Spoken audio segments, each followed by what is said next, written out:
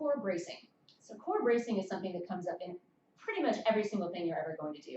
It's the idea of taking your entire core, back, sides, front, all of it, wrapping it in and really hugging in. Provides support all through that center structure of your body. So there are exercises that we can do to wake up into that. One of the most common is a plank. So I want to talk about some ways to make your plank a little bit more effective. Personally, I prefer a forearm plank, so elbow plank versus being up on your wrists, because I do a lot of things that use my wrists. I'm a yogi. I'm doing chaturangas all the time. I do a lot of push-ups.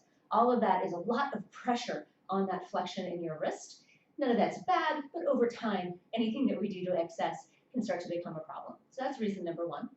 Reason number two is it's a lot easier to cheat when you're up on your wrists without even noticing what's happening. Whereas being down on your forearms gives you a little bit more control, a little bit more awareness. Now you see people a lot of times do a forearm plank and they grip their fists together like this. It's not a bad thing, but you can get a little bit more out of it if instead you take wrists directly in front of elbows. So your arms are going to look like this. They're going to be right at a right angle. What happens when we do that, especially if you then start to pull that wrist ever so slightly out, so rather than being vertical, it's ever so slightly further out than your elbows. As soon as you do that, right here starts to wake up. So then we're bringing in the upper back as well as everything else we're doing.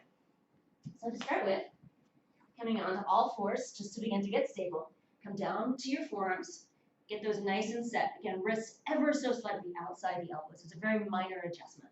Take your gaze right between your thumbs. That way you're not dropping down, you're not craning up, get a nice long neck. Reach your feet back, hold onto your toes.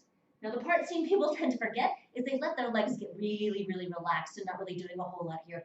Get strong through those legs. So you squeeze in, activate through the glutes, activate through the core, and then rather than dropping into your shoulders, think about pushing that mat away, all the way from your palms to your elbows. Again, gaze right there between your thumbs. And breathe and stay for as long as you can stand it when you're completely dropped down.